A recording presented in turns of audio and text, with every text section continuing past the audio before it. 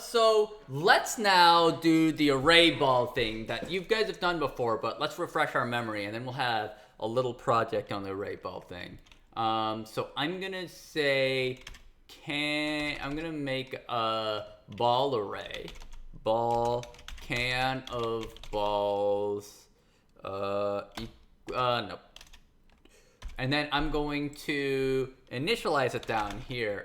I could have initialized it in one step up there, but I like to get in the habit of initializing things here.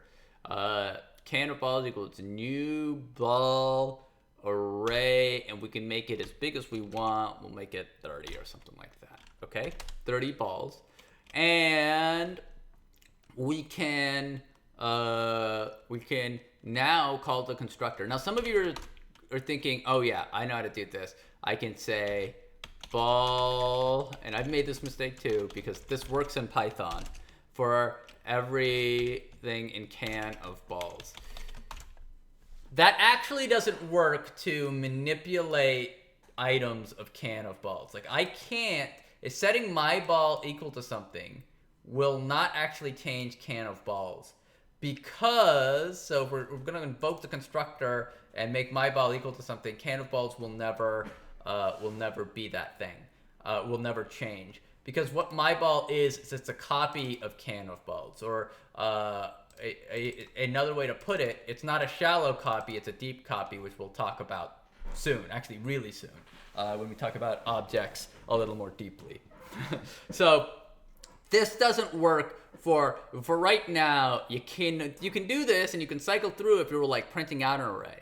But if you were putting values in an array, you can't do this, okay? So I should have said that earlier. Maybe I'll make a quick video to clean that up. But yeah, you can't do that. Now, in other languages, you can, all right? In many other languages, you can. It's, so like if you did that in Python, that's like the way you would do it, okay? But don't worry about that. Here in Java, it's not cool.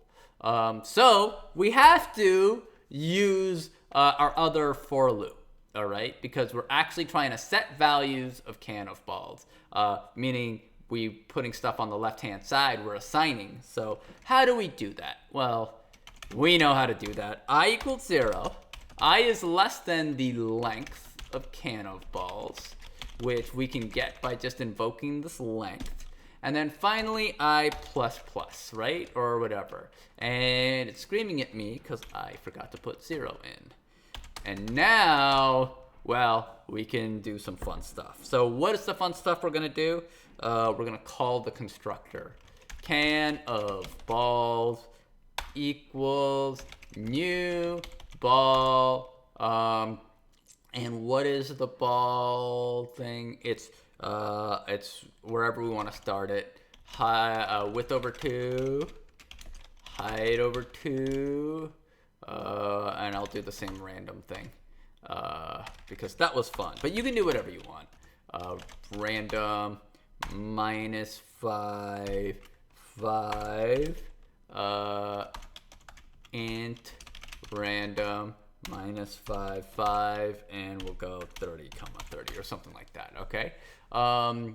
Does not like any of this, so let's look and find out why. Oh, because can of balls is an array, so I can't refer to the whole array, I need to refer to a bucket inside the array. So can of balls I will get us the bucket. So the first time through it'll be can of balls 0, and the last time through it'll be 1 less can of balls length, which is exactly what we want. And then similarly, we can just paste this down here, and we will be able to just update our can of balls. Yeah, dot update. And we should be golden. So we're updating can of balls, and that should be good. All right, so if I hit play, we should see 30 balls gallivanting around the screen. But actually, I'm in debug mode right now. So let's just debug this for right now and see what's going on in the debugger. So it's expecting a semicolon.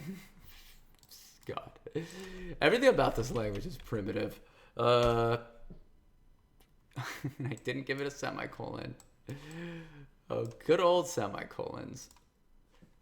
No. I love Java. Everyone loves Java. All right. So good. Let's look at our variables. So we have a can of balls. I don't know if you can see that, but it's there. It's a ball array. It's a ball array here. So ball, open, close 30, right? And then everything is null. All right. So let us step through. Step. All right. And look at that. We're getting instances populating in there. All right.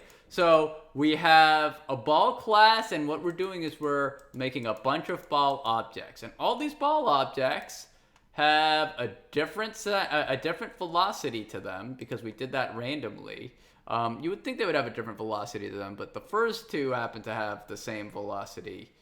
There we go, a different velocity. Okay, and another different velocity. All right, so we're going through here, and each of these instances are having their own velocity. We could do this 30 times, but I'm just going to continue, and it's going to hit this breakpoint, and it jumped at that breakpoint, and I'm going to keep on stepping at this point to get into draw, okay?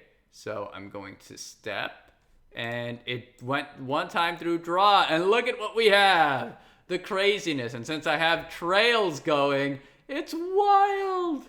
It's wild. It's wild. Notice some of these balls have 0. Oh man, that looks cool. Some of these balls have 0 velocity in X and Y, so they're just stuck here. Other balls have 0 velocity in X, so they're just going to go back and forth like that. Other balls have 0 velocity in Y, so they're just going to go back and forth like this, okay? And I didn't put background in, so it looks wild. You want to do something really wild, have them each make the fill of each change randomly every time it moves. We can do that real quick. Let's see it. Why not? I'm just like, every time it moves. I mean, every time you draw it. Not every time, well, every time you move, but every time you draw it. You always do the fill before you draw it. So where are we drawing? We're drawing it right here. So make the fill a random color. Make the fill a random color. Okay, and then do whatever you do at a rave and sit back and watch the show. I'll see you next video.